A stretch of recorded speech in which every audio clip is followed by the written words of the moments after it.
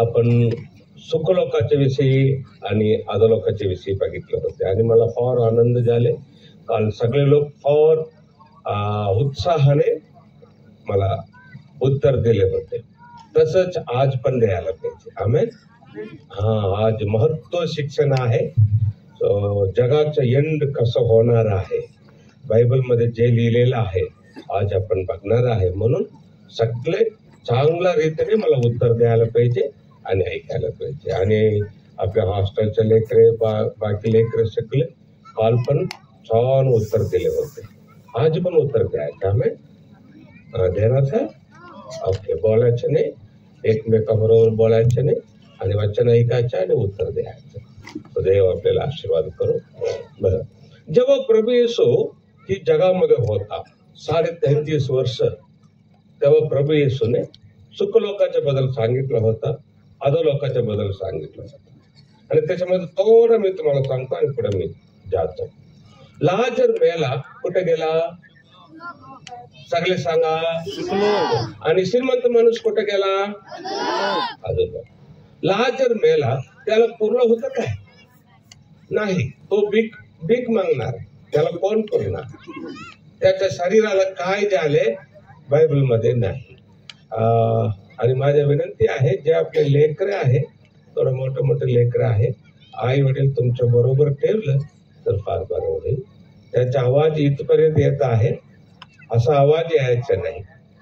म्हणून आई वडील तुमच्या बरोबरच लेकरांना ठेवलं तर थोडा कंट्रोलमध्ये असणार, नाहीतर भरपूर आवाज करणार आणि वचन ऐकायला डिस्टर्ब करणार. असं सोडायचं नाही लेकरांना, खेळायला सोडायचं नाही. सगळे आई वडील तुमच्या लेकरांना तुमच्या बरोबर ठेवा.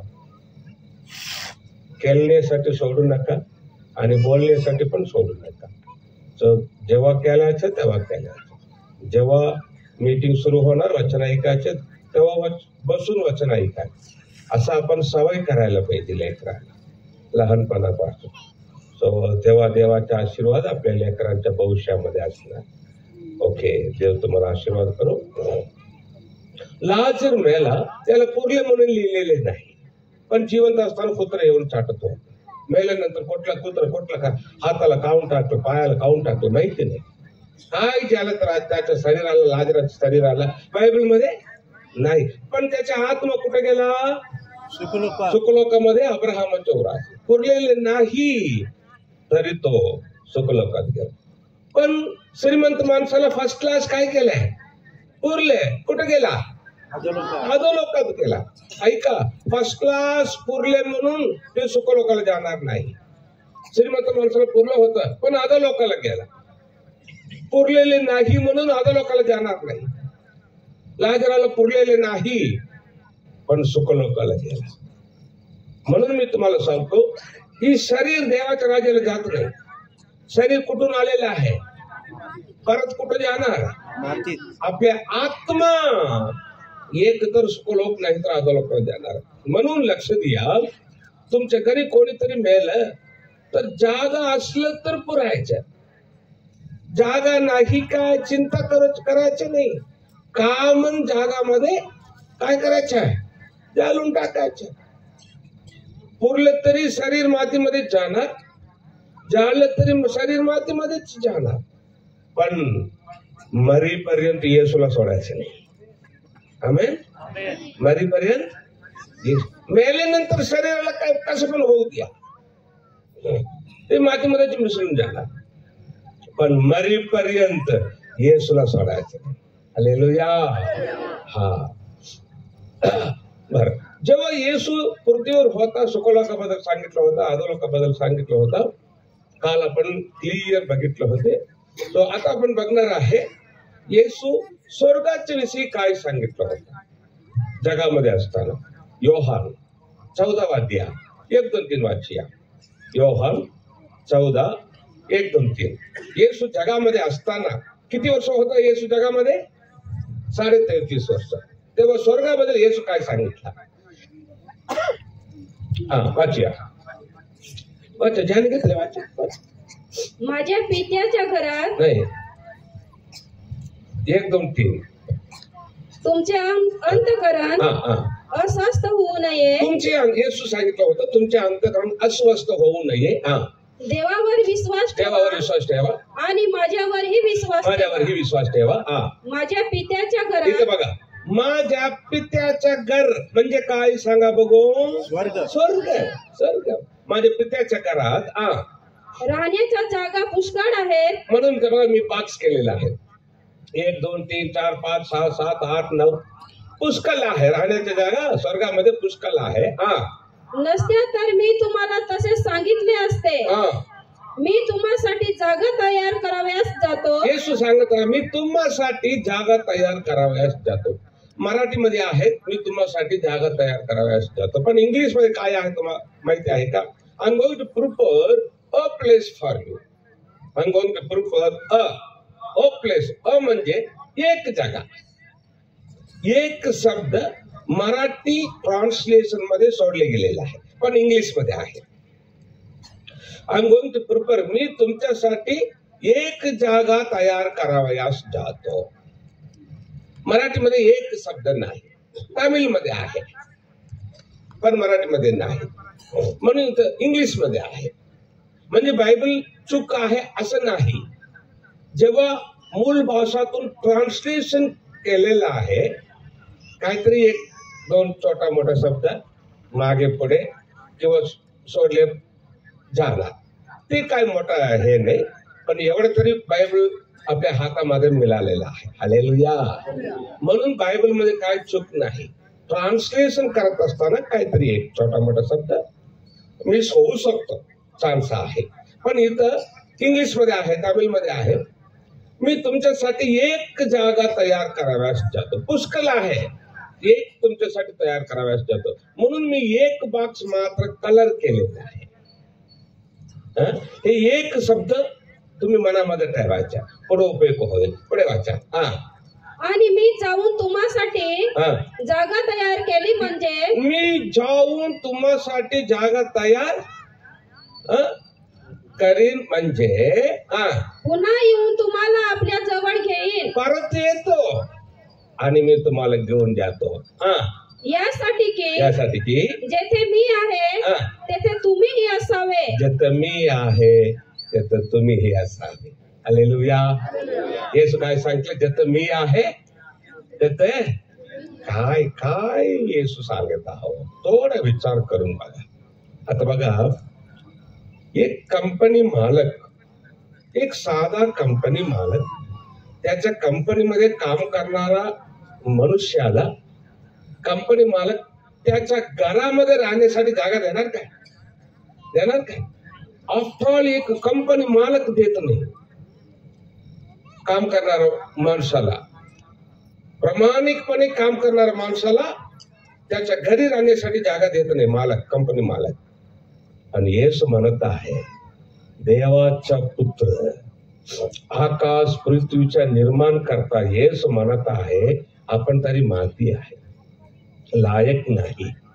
आपल्याला म्हणत आहे येशू जेथे मी आहे तेथे तुम्ही असायला पाहिजे. टाळे वाजून धन्यवाद सांगा. धन्यवाद येशू सांगा. धन्यवाद येशू. धन्यवाद येशू. किती मोठा प्रेम येशू आपल्यावर केलेला आहे. येशू सांगितला जेथे मी आहे तेथे तुम्ही असायला पाहिजे. हालेलुया. किती चांगला येशू आपल्याला मिळालेला. ओके, आता येशू कुठे आहे सांगा बघू. काय करत आहे? तुमच्या माझ्यासाठी जागा असं सांगा. माझ्यासाठी घर बांधत आहे सांगा. माझ्यासाठी सोन्याचं घर बांधत आहे सांगा. तुम्ही जसं सांगितलं तसंच येशू तुम्हाला देणार. हालेलुया. कारण जीवन मरण दोन्ही कुठं आहे? तुम्ही जसं सांगणार तसंच होणार. हालेलुया. ओके, जेव्हा येशू जगामध्ये होता सुखलोकाच्या विषयी सांगितला, अधोलोकाच्या विषयी सांगितला, स्वर्गाच्या विषयी सांगितला, नरकाच्या विषयी सांगितला, कितीतरी चमत्कार केला, अजून भरपूर शिक्षण दिला येशू. लास्ट येशूने काय केला? क्रूसावर त्याचा प्राण दिला. बरोबर आहे ना? वधस्तंभावर त्याचा प्राण दिला आपल्यासाठी. आणि तिसरा दिवस परत उठून आला. परत उठून आलेले येशू स्वर्गाला जाण्याच्या अगोदर शिष्य लोकांना लास्ट आज्ञा दिला. उठून आलेले येशू स्वर्गाला जाण्याच्या अगोदर शिष्य लोकांना काय केलं? लास्ट आज्ञा दिला. काय आज्ञा दिला येशू स्वर्गाला जाण्याच्या अगोदर? मार्क सुवार्थ 16 अध्याय 15-16 वाचा. मार्क 16-15-16 पट म्हणून वाचायचं. 4 लोक बसलेला, कोणी काढायचं? पट म्हणून वाचायचं, ज्याने काढले वाचायचं. मार्क 16-15-16. मग त्याने त्यांना सांगितलं की, इथं बघा, उठून आलेले येशू, सगळे इथं बघायचं. उठून आलेले येशू स्वर्गाला जाण्याच्या अगोदर शिष्य लोकांना सांगितला की सर्व जगात जाऊन संपूर्ण सृष्टीला सुवार्तेची घोषणा करा. बघा माझ्या शिष्य लोकांनो, आता तुम्ही काय करायचं? संपूर्ण जगात सांगायचं, संपूर्ण जगाला जायचं, सगळे लोकांना सुवार्तेची घोषणा करायची. सगळे लोकांना सांगा. भाषा बघू नका, जाती बघू नका, श्रीमंत आहे गरीब आहे बघू नका, आणि सिटी आहे गाव आहे बघू नका. सगळीकडे जावा, संपूर्ण जगात जाऊन सगळे लोकांना सांगा. काय सांगायचं? सुवार्थ. सुवार्तेची घोषणा करा. सुवार्थ म्हणजे काय? सुवार्ता. सु म्हणजे चांगला, वार्ता म्हणजे बातमी. सुवार्ता चांगला बातमी. काय चांगला बातमी? येशू तुमच्या पापासाठी वधस्तंभावर स्वतः बलिदान झालेलं आहे. तुमच्या पापांची निवारण येशू वधस्तंभावर केलेलं आहे. सगळ्यांना सांगा. जो विश्वास धरितो, कोण येशू द्या, कोण येशू द्या, जो माझ्यावर विश्वास करीतो व बप्तिस्मा घेतो. काय घ्यायला पाहिजे? सगळे सांगा. पाण्यामध्ये बुडून बाप्तिस्मा घ्यायला पाहिजे. येशूवर विश्वास ठेवायचा आणि बाप्तिस्मा घेतो, त्याचे तारण होईल. त्याचं तारण होणार. जो विश्वास धरीत नाही, जो विश्वास धरीत नाही तो शिक्षेस पात्र ठरेल. म्हणजे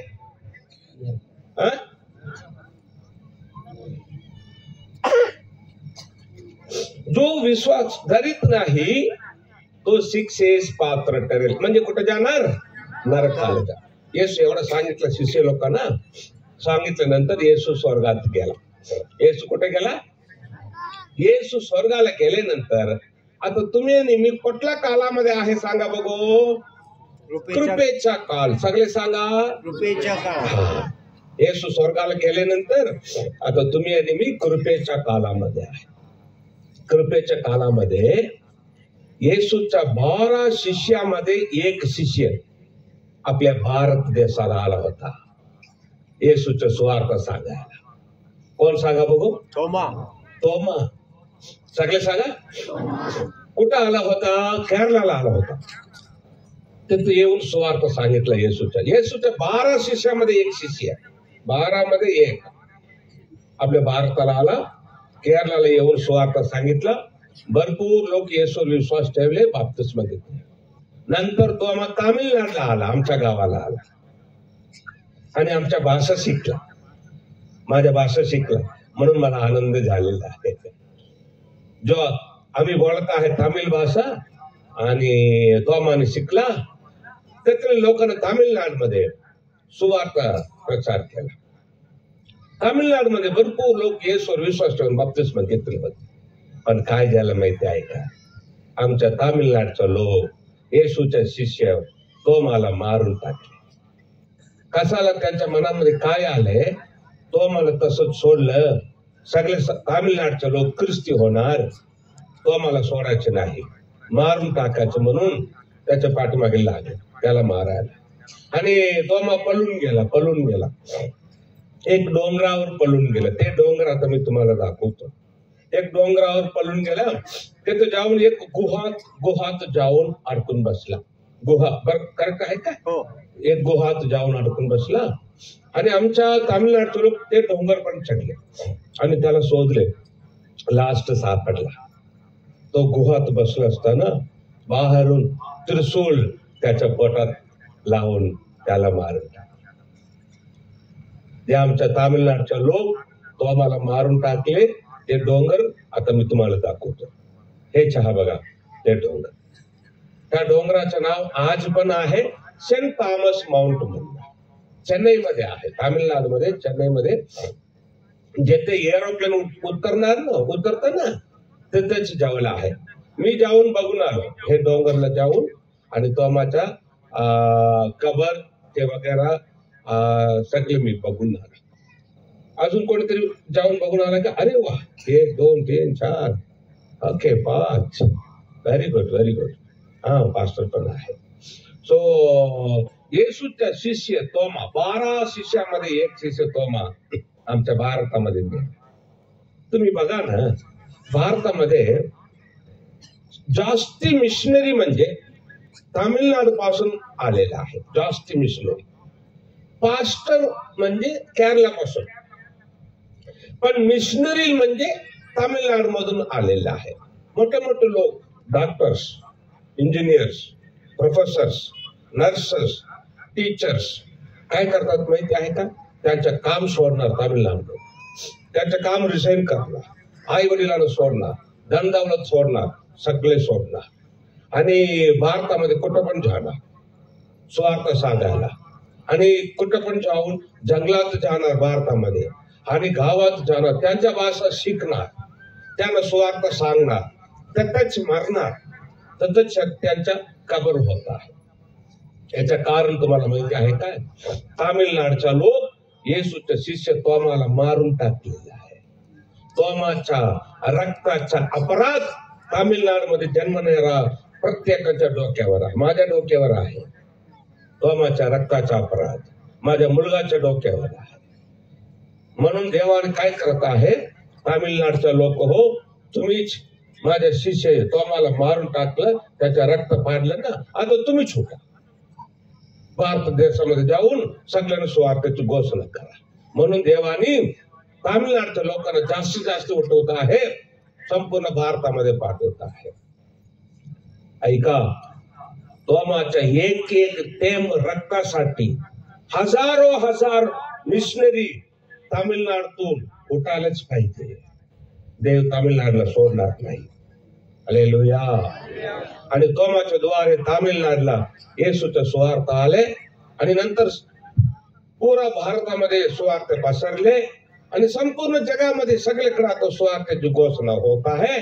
कितीतरी मिशनरी लोक तुमच्यामध्ये पण येऊन त्याने सुवार्थ सांगितलं होते. आमेन. बर, आता मी पण तुम्हाला सांगणार आहे सुवार्थ. लक्षात घ्या, कृपेच्या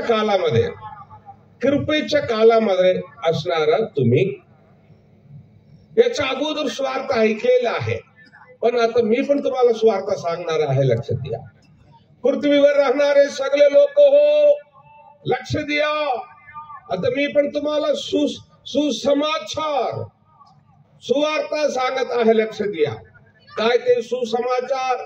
देवाचे पुत्र येशू ख्रिस्त 2023 वर्षाच्या अगोदर तुमच्या सगळ्यासाठी, तुम्ही कोण असू द्या, तुमच्या सगळ्यासाठी येशू पृथ्वीवर जन्म होऊन माणसासारखे जन्म होऊन आला. 2023 वर्षाच्या अगोदर सगळ्यासाठी, केवळ ख्रिस्ती लोकांसाठी नाही, जगाच्या सगळ्या लोकांसाठी येशू पृथ्वीवर जन्मला, आणि कितीतरी चमत्कार केला येशू, आणि कितीतरी उपदेश केला. लास्ट येशूने काय केला? जगाच्या सगळ्या लोकांसाठी, तुमच्या सगळ्यासाठी, तुमच्या सगळ्याच्या पाप निवारण करण्यासाठी येशू स्वतः वधस्तंभावर रक्त सांडला, मेला, 3रा दिवस परत उठून आला येशू. तो येशू आता स्वर्गात गेलेला आहे. जो येशू स्वर्गात गेलेला आहे तो परत येणार आहे. कशाला? आता जेवढे लोक येशूचा सुवार्थ ऐकून, येशूवर विश्वास ठेवून, बप्तिस्म घेऊन पवित्र जीवन करणार, ते सगळ्यांना स्वर्गाला घेऊन जाण्यासाठी येशू परत येणार आहे. हालेलुया. आता मी पण तुम्हाला सुवार्थ सांगितलेला आहे. लक्ष द्या, पृथ्वीवर राहणारे सगळे लोक हो, आता माझ्या द्वारे ही तुम्ही स्वार्थ ऐकल्यानंतर परत सांगतो, लक्ष द्या. कृपेच्या कालामध्ये असणार तुम्ही माझ्याद्वारे ही स्वार्थ ऐकल्यानंतर तुम्ही कोणी असू द्या, येशूवर विश्वास ठेवायलाच पाहिजे, पाण्यामध्ये बुडून बाप्तिस्म घ्यायलाच पाहिजे आणि येशूचं वचन पालन करायलाच पाहिजे.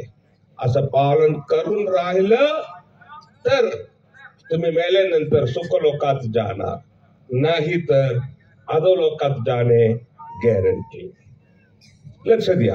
आता तुम्ही आणि मी कृपेच्या कालामध्ये आहे. कृपेच्या कालामध्ये लॉस्ट एंड मध्ये आहे. कृपेच्या कालामध्ये कुठं आहे? Lost end. ऐका, आतापर्यंत मी तुम्हाला सांगितलं होतं जगामध्ये झालेल्या घटना. इथून पुढे सांगणार आहे जगामध्ये काय होणार आहे. लक्ष द्या. कृपेच्या कालाच्या लॉस्ट एंड मध्ये तुम्ही आणि मी आहे. आता काय होणार आहे? होणाऱ्या पहिला घटना येशू येणार आहे. आमेन. होणाऱ्या पहिला घटना काय आहे?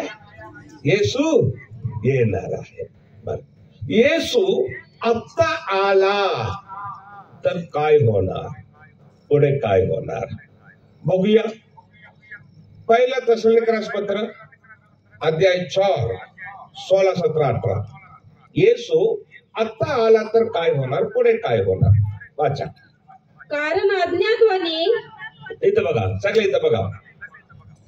कारण अज्ञातवाणी, अन्य देवदूतांची वाणी व देवाच्या तुतारीचा नाद, देवाच्या तुतारीचा नाद होत असता प्रभू स्वतः स्वर्गातून उतरेल. येशू प्रभू स्वतः स्वर्गातून उतरणार आणि ख्रिस्तामध्ये जे मेलेले आहेत. आता येशू उतरताना ख्रिस्तामध्ये जे मेलेले आहे ते पहिल्याने उठतील. हालेलुया. आता येशू येताना ख्रिस्तामध्ये जे मेलेले आहे ते काय करणार? पहिला काय करणार? उठणार. बरं, ख्रिस्तामध्ये मेलेले लोक कुठं आहे? सगळे सांगा, सगळे सांगा. पहिला दिन काय सांगितलं तुम्ही? कबरेमध्ये आहे. आता काय सांगत आहे? देवाचं वचन आपण ते समजून घेतलं आणि देवाचं वचन आपल्याला बदललेलं आहे. हालेलुया. आता येशू येताना ख्रिस्तामध्ये मेले लोक कुठून उठणार? सुखलोकातून उठणार. सुखलोक जागा काळी करणार.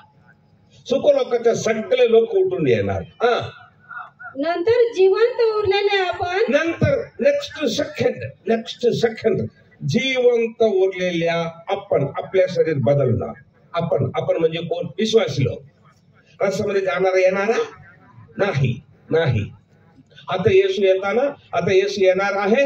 आता येशू येताना सुखलोकाचा लोक पहिला उठणार. नेक्स्ट सेकंड तुमच्या माझ्या शरीर बदलणार. म्हणजे काय? विश्वासी लोकांचं शरीर. जो येशूवर विश्वास ठेवून बाप्तिस्म घेऊन पवित्र जीवन करत आहे, जिवंत आहे, आपले शरीर काय होणार? सांगा बघू. बदलणार. बदलून त्यांच्या बरोबर म्हणजे उठून आले ना, त्यांच्या बरोबर आपण पण मिळून प्रभूला सामोरे होण्यासाठी मेघारूढ असे अंतराळात घेतले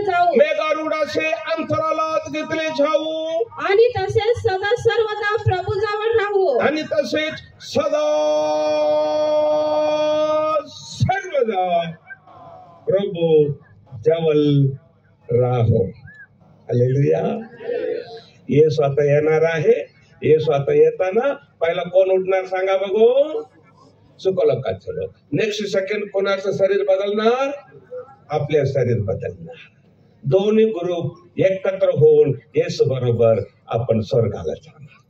आपण स्वर्गाला गेल्यानंतर हीच पृथ्वीवर कोणाचं राज्य होणार? सगळे सांगा. तुम्ही सांगून शिकायचं. म्हणून तुमचे तोंड उघडून जे पाठीमागे बसलेलं आहे बोलायचे नाही. सिस्टर्स, तरुण लेकर, व्हॉलेंटियर्स, बेटी बोलायचे नाही. व्हॉलेंटियर्स पांढरा टोपी बोलायचं नाही. वचन ऐकायचं.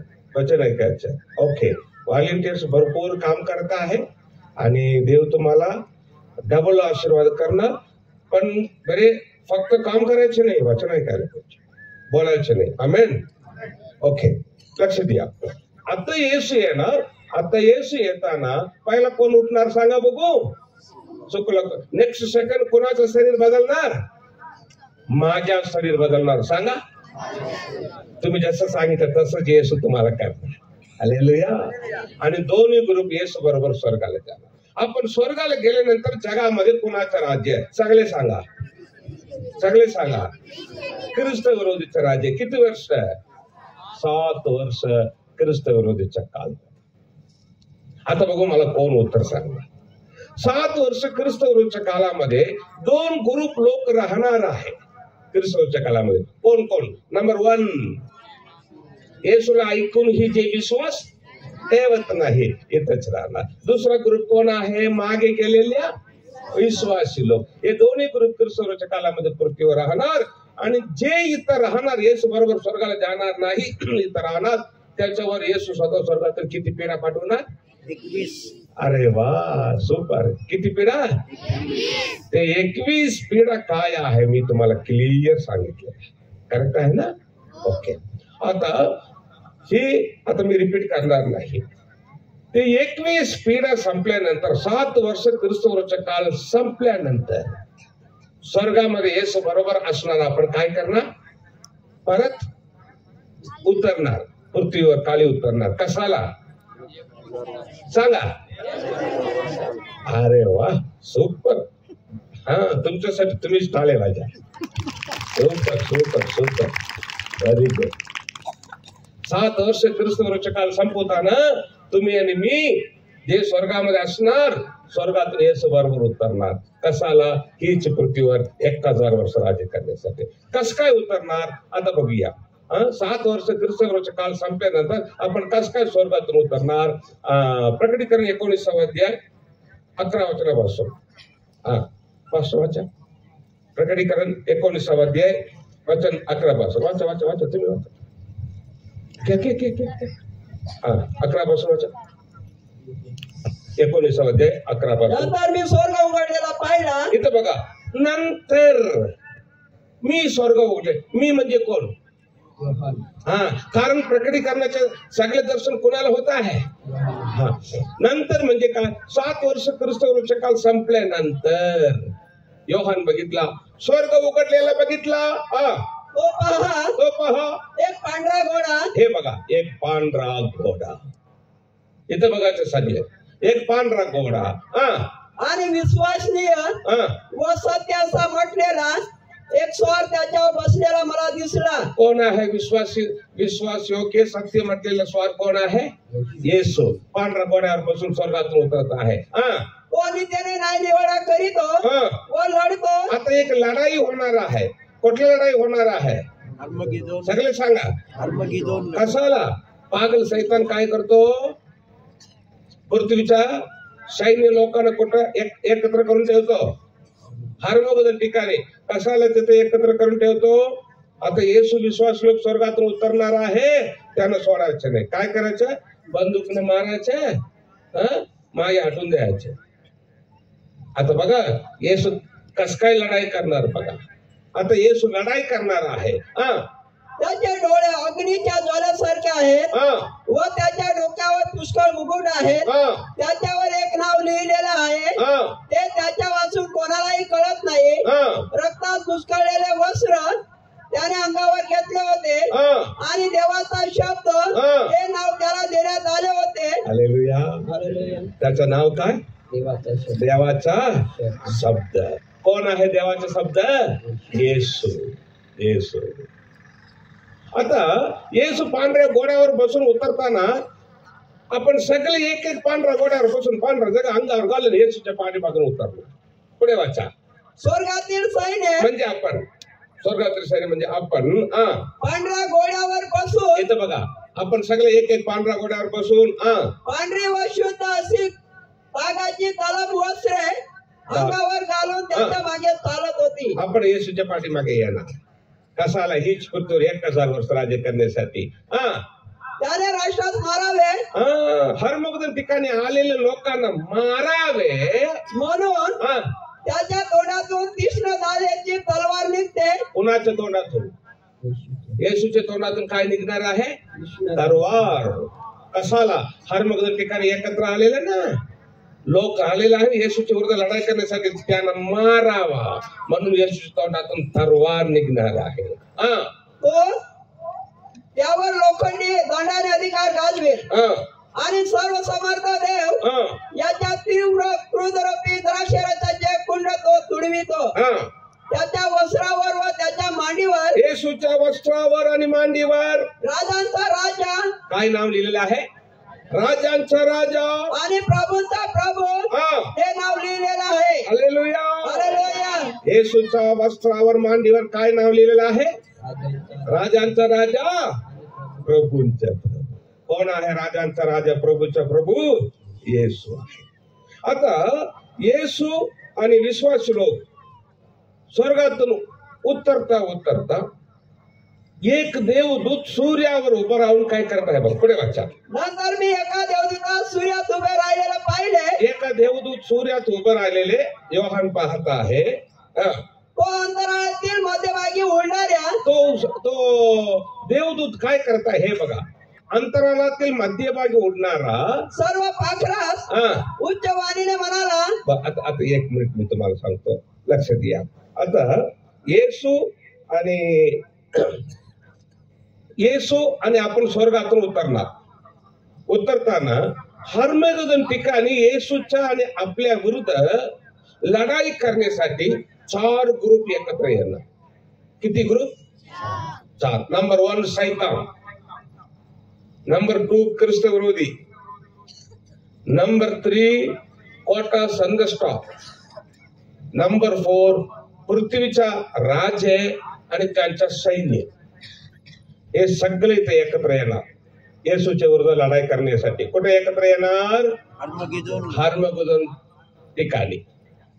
आता कोण कोण येशूच्या विरुद्ध लढाईसाठी हर्मगदन ठिकाणी एकत्र येणार सांगा. नंबर 1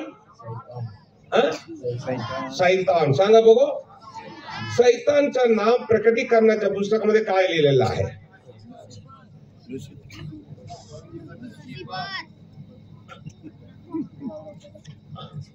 अजगर. सगळे सांगा. अजगर. सैतानचं नाव काय आहे? अजगर. आणि दुसरं कोण आहे? ख्रिस्त विरोधी. ख्रिस्त विरोधीचं नाव प्रकटीकरणामध्ये काय लिहिलेलं आहे? सगळे सांगा. सगळे सांगा. स्वापद.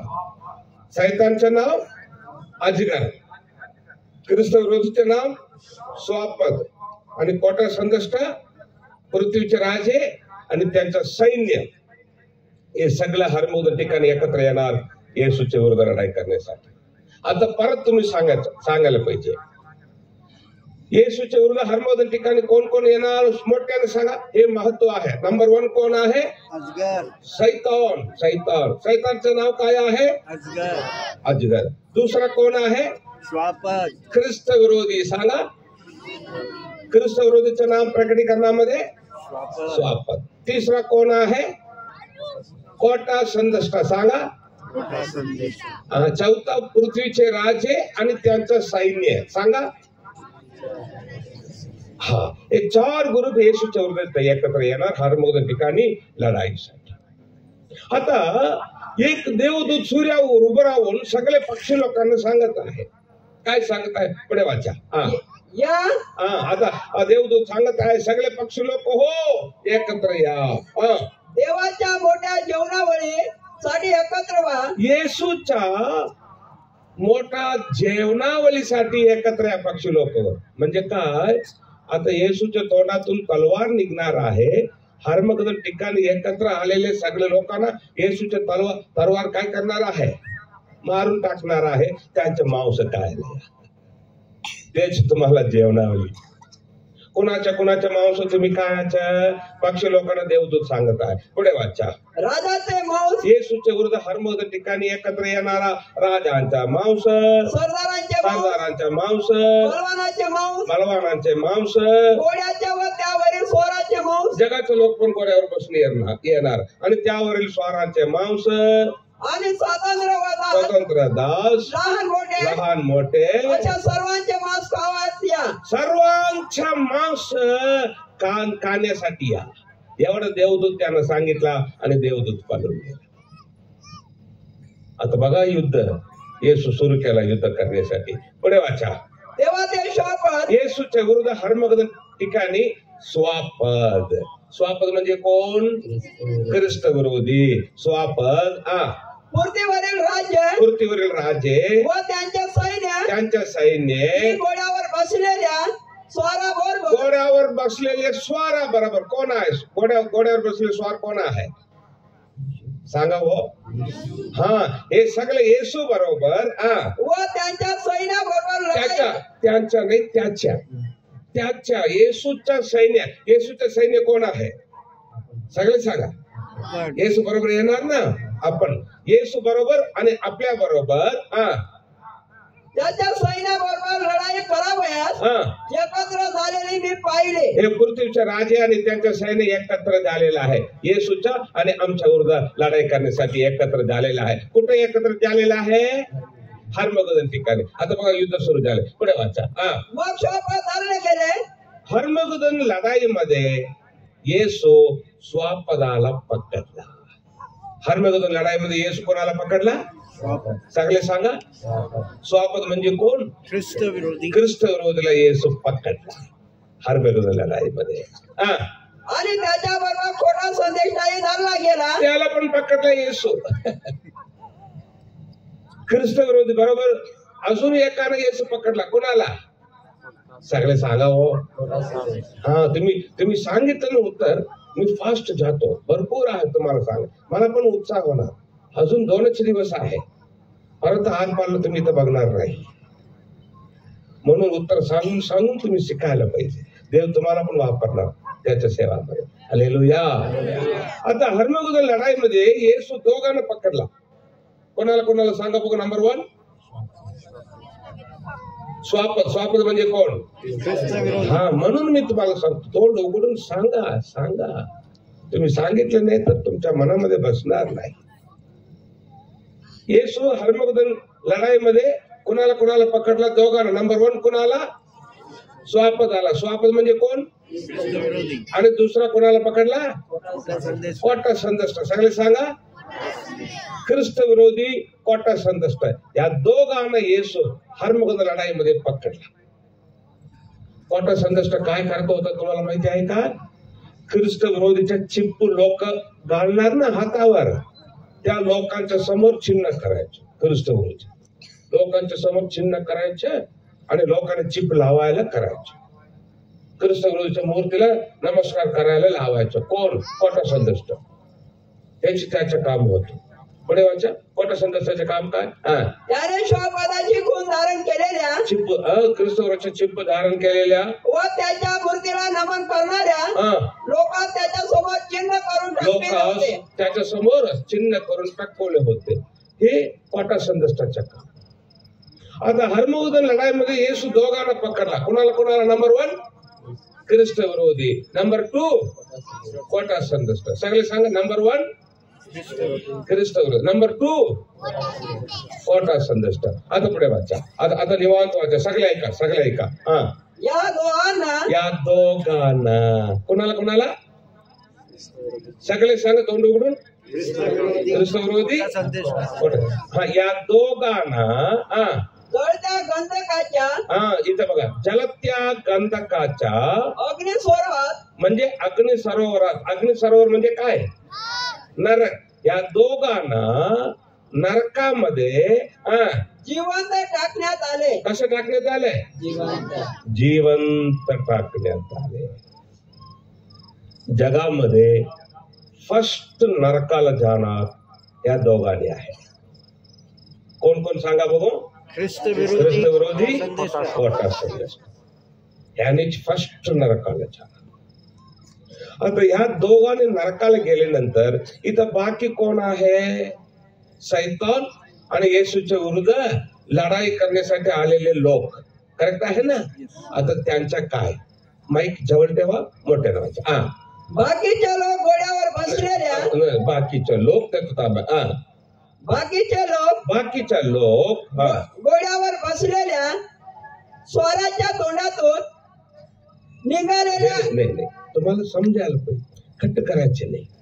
हा परत वाचा. बाकीचे लोक घोड्यावर बसलेल्या स्वाराच्या तोंडातून निघालेल्या तलवारीने मारले गेले. बाकीचे लोक घोड्यावर बसलेले स्वाराच्या तोंडातून निघालेले तलवारीने मारले गेले. घोड्यावर बसलेले स्वार कोण आहे? येशूच्या तोंडातून निघालेले तलवारीने बाकीचे लोक काय झाले? मारले गेले. इथं बघा. हा पुढे वाचा. आणि त्यांच्या नाही खट्ट करायचे नाही, सेंटेन्स वाचा. आणि त्यांच्या मांसाने सर्व पाखरे तृप्त झाले. त्यांच्या मांसाने सर्व पाखरे काय झाले? जेवणावाली झाला काय? झालं जेवणावाली. आता इथं बाकी कोण आहे? फक्त कोण आहे? करेक्ट. आता तिथं फक्त कोण आहे? शैतान. बाकी त्याचा काय? एक मिनिट आला.